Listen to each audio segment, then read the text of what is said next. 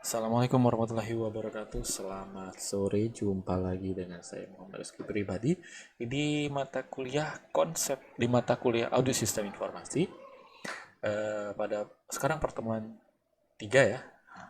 Kita akan membahas mengenai konsep risiko dan sistem pengendalian internal. Topik pada hari ini yaitu adalah yang kita bahas hari ini ya, topiknya itu apa saja prinsip utama manajemen risiko TI, kemudian apa saja kegiatan utama manajemen risiko TI, dan bagaimana memilih pengendalian risiko TI yang optimal, serta bagaimana menyelaraskan manajemen risiko TI dengan manajemen risiko bisnis. Oke, langsung aja pertama ya. Gini, semua orang pasti punya semua hal itu pasti ada resikonya ya, semua ada resiko. Nah, kita itu tidak bisa menghilangkan resiko tersebut pasti ada. Nah, tapi kita bisa mengelola resiko tersebut dengan manajemen resiko. Jadi apa sih manajemen resiko itu? Manajemen resiko itu adalah proses identifikasi, analisa, dan antisipasi resiko secara proaktif. Oke, proaktif. Apa itu proaktif? Proaktif itu adalah lawan kata dari reaktif.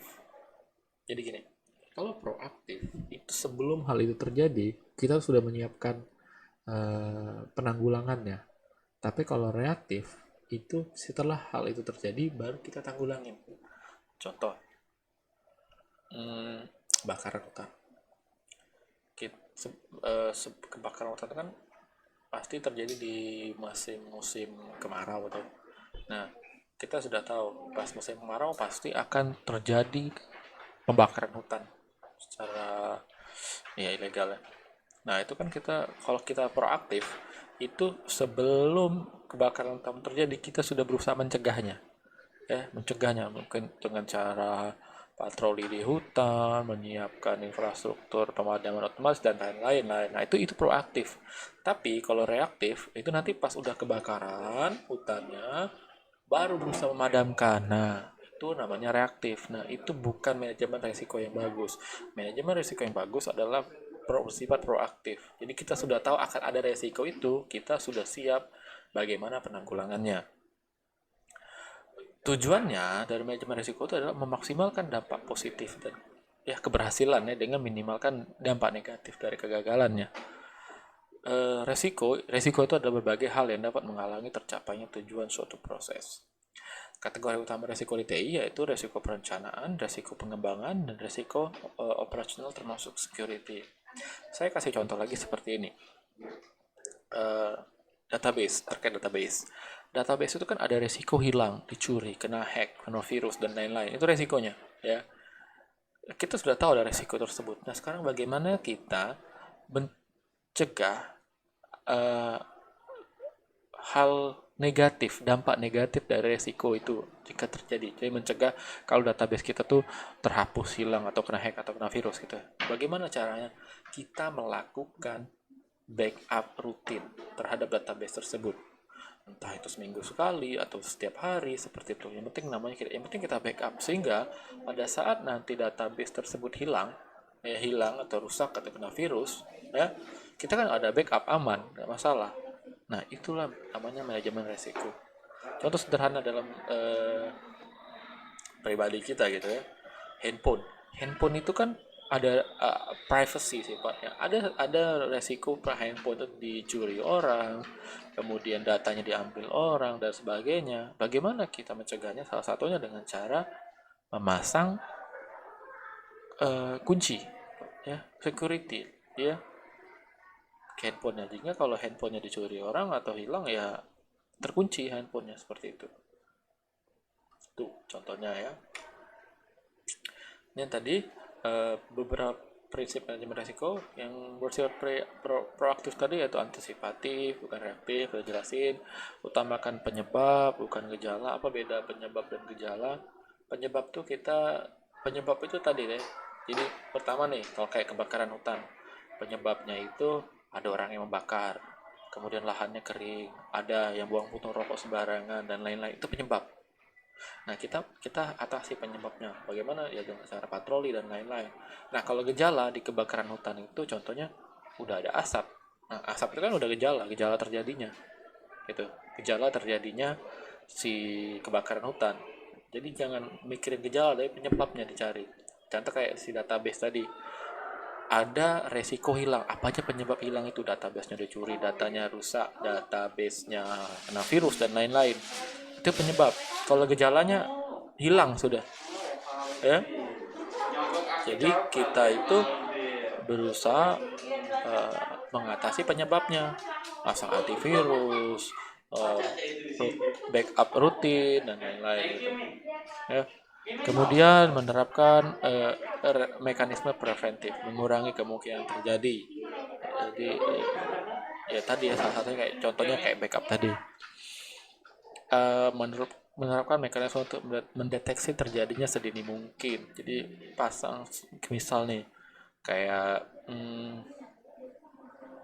kalau kebakaran hutan tuh dipasang alat deteksi kebakaran di hutan. Kalau kayak server itu dipasang kayak antivirus. Kan antivirus kelihatan tuh kalau ada tiba-tiba malware yang masuk, notif dan lain-lain gitu. Kemudian menyiapkan prosedur penanggulangan sebelum kejadian. Contoh nih, kebakaran di dalam gedung ya, dalam gedung. Kebakaran di dalam gedung itu kan sudah ada prosedur bagaimana kejadian kalau kebakaran lewat tangga darurat dan lain-lain. Prosedur sudah dibuat sebelum terjadi. Jangan pas ada kejadian belum ada prosedurnya sehingga nanti orang tuh bingung bagaimana bagaimana mengatasi kegiatan tersebut. Kemudian manajemen risiko itu bersifat iteratif. Iteratif itu artinya dia berulang-ulang. Ya, artinya berulang-ulang. Nah, jadi kenapa berulang-ulang? Karena itu ada siklus belajar di situ, ya belajar dari masa lalu. Terjadi perbaikan-perbaikan. Kemudian memahami risiko dan mengendalikannya dari pengalaman. Ya, tuh, di sini nih. Ini siklus manajemen risiko. Nah, dia tuh berulang-ulang. Jadi yang pertama itu adalah kita identifikasi dulu apa risikonya. Setelah itu kita analisa prioritas. Kemudian bagaimana mengatasinya. Contoh nih, ada identifikasi eh, database yang akan hilang, rusak dan lain-lain. Oke, bisa dianalisa dan prioritas. Kemudian kita pilih bagaimana cara mengatasi resiko tersebut. Oke, misalnya ini backup rutin si database. Oke. Backupnya itu harus lebih dari satu. Backup di hard disk misalnya. Kedua, backup di tempat gedung yang berlainan dari saya sebagai MDP gitu ya. Kenapa? Kalau misalnya kita nyimpan di hard disk ini kita taruh di dalam gedung MDP. Amit-amit misalnya MDP-nya kebakaran. Di backupnya kan di MDP juga pasti kena kan, tapi kalau backupnya di tempat yang lain, kalau misalnya gedungnya ini kebakaran, kita kan masih ada cadangan di tempat lain, tidak rusak backup di tempat lain gitu ya. Atau di cloud kan lebih aman. Nah, kemudian nanti itu dilihat, dipantau, kemudian dilaporkan ya, nah selama proses ya, kalau ada resiko itu terjadi, apakah ada kekurangan terhadap penanggulangan yang kita buat tadi. Kalau ada, itu nanti dipelajari. Setelah dipelajari nanti diidentifikasi lagi, terus diperbaiki, kontrol manajemen risikonya sampai sempurna. Nah, kemudian tadi saya singgung analisa dan prioritas risiko. Jadi kan risiko tuh banyak, cuman risiko itu tidak bisa semuanya kita prioritaskan. Jadi kita harus bisa menilai mana resiko yang paling utama gitu. Caranya itu adalah kita menghitung tingkat resiko, risk exposure-nya berdasarkan likelihood sama impact.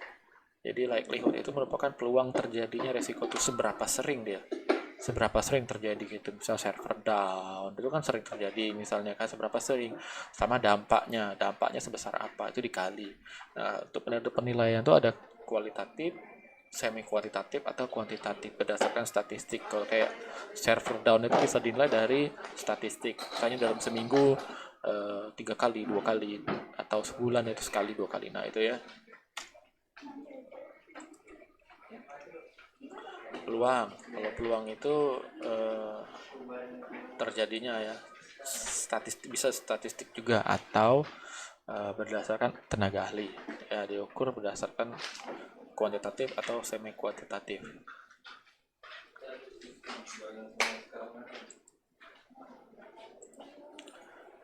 Ini dampak itu bisa dinilai berdasarkan keuangan moneter. Misal nih, lampu mati terus di dalam gedung ini. Nah itu kan bisa diukur oleh kerugian. Kenapa rugi? Kalau lampu mati kita mesti beli solarnya itu berapa rupiah dikali berapa jam. Jadi sering mati lampu itu kali berapa jumlah solar dan dikeluarkan dan lain-lain. Atau misalnya kalau di bank kan, kalau server down, transaksi tidak bisa terjadi, berapa transaksi per jam. Nah, dalam satu transaksi itu berapa rupiah dapatnya di bank dan lain-lain, seperti itu. Atau bisa juga pakai hitungan kasar, misal penjualan turun 5%, jadwalnya terhambat 1 minggu, dan sebagainya. Soal Tokopedia tiba-tiba down servernya, penjualannya turun 5% gitu. Nah itu kan gitu aja gitu, bisa itu dampak yang kasar ya. Kalau yang moneter ini dia udah nilainya udah spesifik berapa rupiah gitu. Tingkat resiko itu ada matriksnya, bisa kita kasih nilai sih. Jadi kita kasih nilai itu misalnya rendah 1 sampai 2, sedang 3 sampai 4, tinggi 6 sampai 9 gitu. Jadi kayak kuesioner gitulah.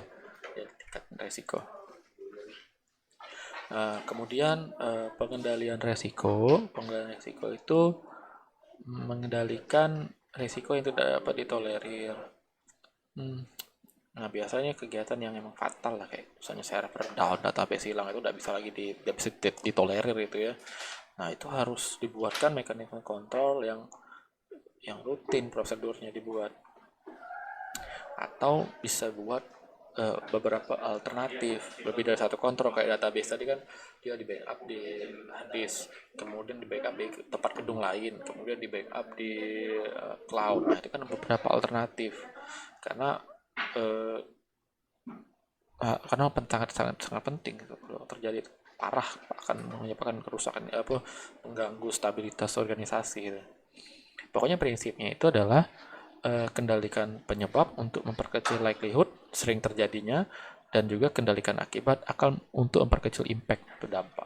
Itu prinsip. Bagaimana strategi pengendalian risiko? Pertama, hindari dengan membatasi lingkup kegiatan. Makanya dalam organisasi itu ada yang namanya job description, agar dibatasi ruangnya, ruang kerja. Jadi kalau ada kesalahan sesuatu, ya udah ke unit itu. Kalau tidak ada batasannya, nanti saling tunjuk. Ya. Kemudian transfer, alihkan kepada pihak lain dengan outsourcing.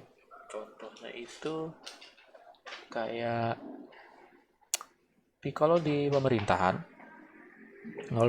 itu proyek-proyek IT itu tidak dikerjakan oleh bagian IT-nya, tapi dikerjakan oleh pihak ketiga, dilelang. Jadi kenapa dilelang? Agar gini, kalau dikerjakan sama bagian IT-nya ya, tiba-tiba bagian IT-nya itu resign dari kantornya gitu. Terus kalau terjadi masalah, ke siapa ini yang mau minta tolong bantuan? Bingung kan, dia sudah resign dari kantor tersebut. Tapi kalau pihak ketiga itu kan ada kontrak. Jadi selama kontrak itu berlangsung, dia masih bertanggung jawab terhadap aplikasi ini. Ya gitu. Kan kontrak itu mengikat. Kemudian mitigate. Jadi menerapkan mekanisme untuk menurunkan peluang terjadinya mitigasi resiko istilahnya ya. Jadi bagaimana mencegah itu terjadi peluangnya gitu ya, peluangnya terjadi. Ya, contoh kayak tadi lah ya, kayak server lah itu mitigasi resiko itu. Atau di accept aja selama selama resiko itu tidak terlalu krusial mempengaruhi proses bisnisnya, tapi terus dimonitor gitu ya. Untuk resiko-resiko yang kecil lah ya. Kemudian penerapan kontrol itu ini yang tadi sama sih kayak slide sebelumnya ya. Kayak di proyek TI itu ada batasin scope project, kemudian perbaiki prosedur yang lemah, mitigasi resiko kayak plan-nya lah, misalnya kayak kalau server ini tiba-tiba down, ada server cadangan gitu, kemudian ditransfer kayak yang pihak ketiga tadi, karena diterima saja resiko yang kecil. Identifikasi kontrol, jadi kalau kontrol itu tadi, kontrol itu untuk mengatasi resiko tersebut ya, itu harus didasari sama pengetahuan yang komprehensif dari resiko tersebut. Jadi kita harus bisa menangani penyebabnya, terus biayanya tepat. Contoh kayak gini, server kita mau ada backup server, ini kan banyak opsinya, bisa beli server baru, kita sewa ditaruh di tempat yang lain ya, beli server baru satu tempat lain, atau bisa juga sewa apa tuh eh, cloud untuk backup gitu. Yang mana yang paling murah, yang paling tepat biaya? Tentu kan kalau kita naruh di tempat lain, beli server baru itu kan costnya tinggi, kita ya sewa aja yang cloud ya gitu. Kemudian memperhatikan ketentuan yang berlaku ya, ada legal dan lain-lain, jangan sampai kita buat kontrol yang nanti melanggar legalitas atau regulasi yang ada gitu. Kemudian kombinasi antar kontrol usaha, jadi kan nanti banyak tuh risiko-risiko, lebih dari satu. Nah itu antar risiko tuh harus sinkron, nggak boleh nanti saling tumpang tindih. Biasanya itu resiko itu dia terintegrasi.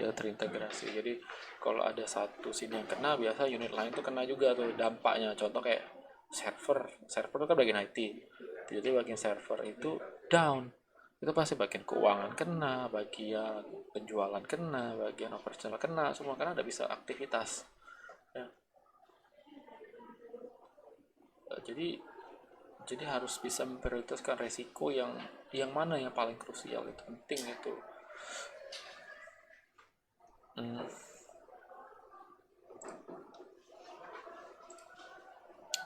Nah, dalam proses manajemen risiko T ini itu kan ada beberapa peran ya, peran. Yang pertama itu sponsor eksekutif. Sponsor eksekutif itu nanti akan memberi kebijakan terhadap risiko tersebut. Jadi biasanya sponsor eksekutif itu biasa beranggotakan C-level.